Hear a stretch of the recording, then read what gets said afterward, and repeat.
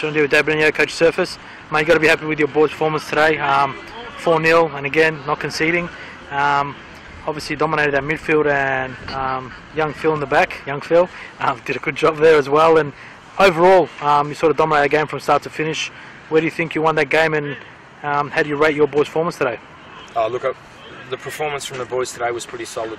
They stayed very tight. We were clinical with our passing. We tried to make sure that our distribution rate was a lot better than what it's been in the last few games, and we've been really working on it at training.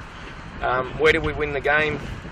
Look, I gave the boys some clear instructions at training on Thursday, and I said we've got to bring it to the game on Saturday.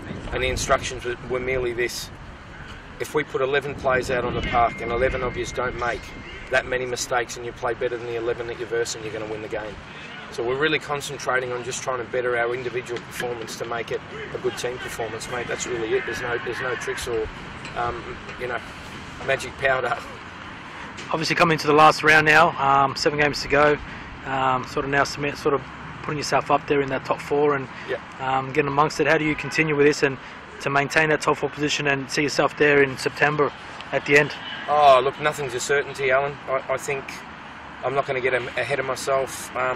We're going to fight for this top 4 position, knowing that everyone's only 3 points behind us, or if not, still on the same points after some results today. So, we just make sure that we concentrate 1 week at a time and put in the performance that we just seen and the performance that we saw against Merrimack in the second half.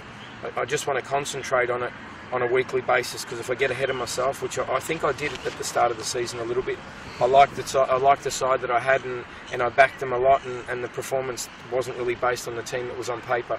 Now I've pushed the team on paper away. I've dropped a lot of plays. We had Slidey and Justin and a handful of boys playing in the resis today, and I've just got to do what I see fit.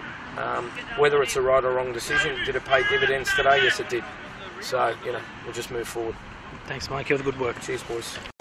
Johnny with John Mulvaney, coach of Palm Beach.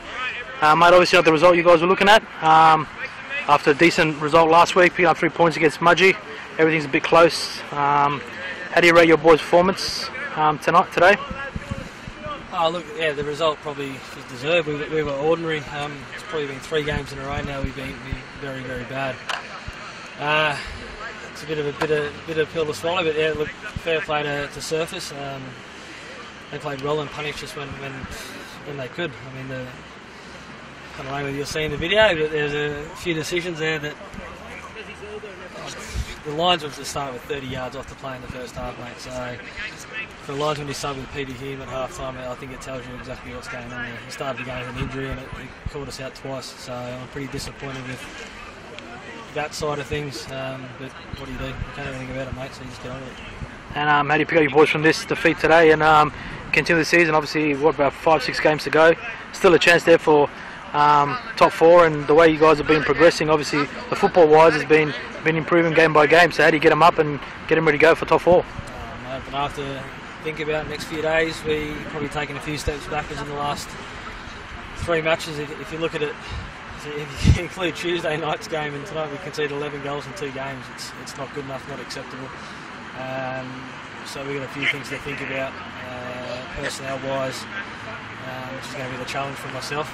We've got plenty of numbers, so if these boys can't get themselves up for a relegation fight, I don't know what will.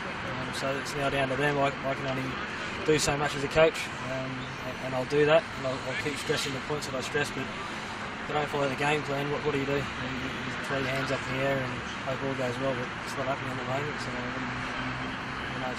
Thanks for your time, mate.